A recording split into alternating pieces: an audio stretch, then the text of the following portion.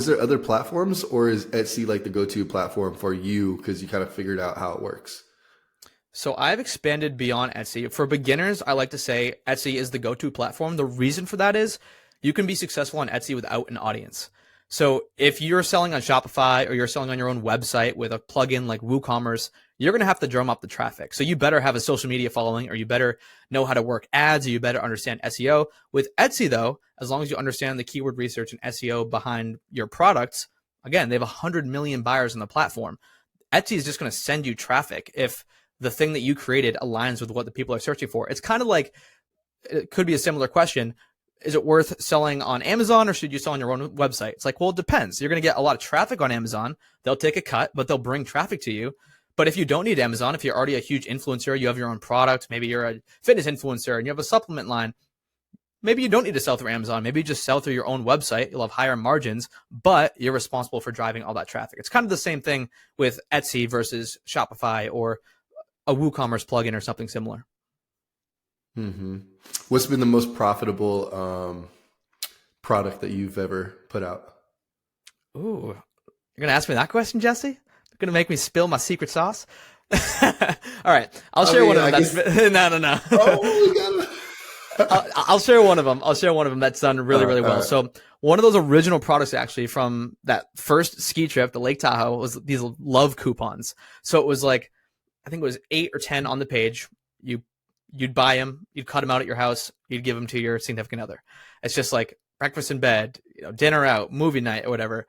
It's literally a piece of paper. This piece of paper has made just this one product, and I have like 200 products in my shop. This piece of paper has made me over $4,000, and it took me 2 hours to create. Wild. It's wild, dude. So obviously, not all of them work out like that. Yourself? But yeah, I mean, a lot of times I'll have an idea, and then I'll lean on a keyword research tool to figure out if it's going to be a viable product. And then if the data says, yes, Cody, go for it, then I'll go for it. So yeah, a lot of times I'll generate the ideas. Sometimes, I mean, now I'll use AI to generate ideas, and then I'll bring that data over to a keyword research tool and see what's good. So yeah, again, always lean on the data. Don't just like think of an idea and create something unless you're first to market. So I'm giving a lot of caveats here. There are exceptions where you're not going to have the data. But for example, we had someone in our community when COVID hit, a lot of these things didn't have traffic before, but things like wash your hand signs, must stay 6 feet away signs, every sign that you could think of, any piece of stationery related to COVID, think about how much volume there was on Etsy for small business owners and people buying that stuff. But there was no keyword research telling you, like if you looked back a previous year, you're not going to say, wow, 6 feet away signs, those things are blowing up. No, you just kind of have to have the intuition and know that these things might be popular. So we had a couple people who just absolutely killed it with those types of products, but you wouldn't have been able to do that with keyword research. So there are some exceptions. If you know that a trend is going to be popular, if you have a really strong conviction, go for it. But usually creating from gut feeling isn't the best strategy. I like to lean on the data. And then how many to make a good, I don't know how much per month, but to make a good income, let's say at least $5,000 per month, how many products typically do you need to have? Or do you kind of just find one that hits and ride that one?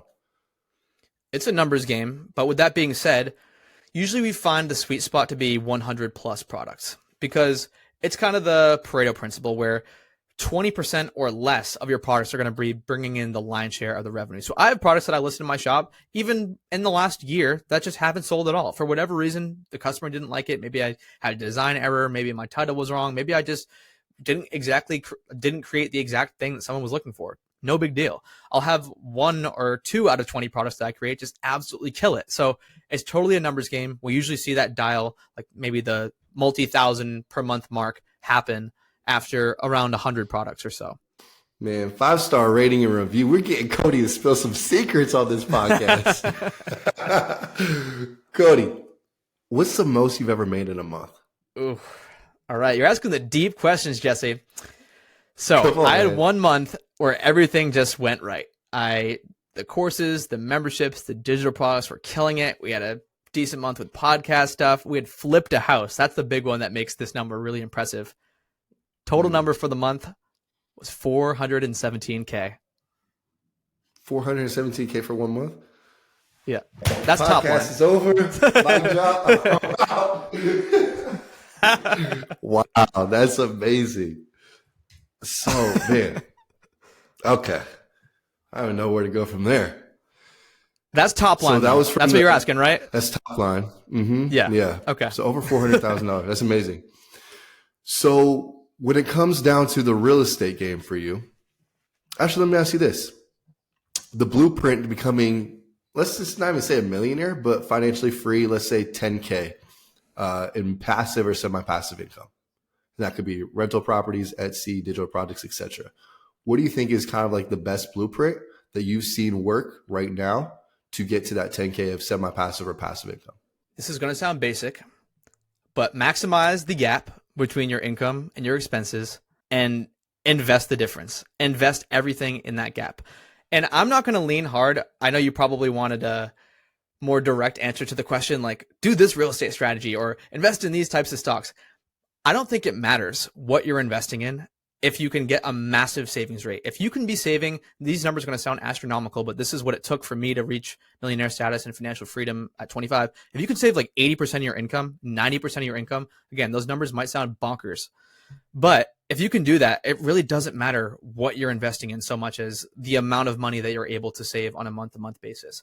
Whether you're getting 15% returns in real estate or 12% in the stock market or 20% in small business, like those numbers do matter over time, yes, and percentages, compound interest, if you run a compound interest calculator and you do like 7% versus 10% versus 15%, the numbers are wild over like a 40-year span.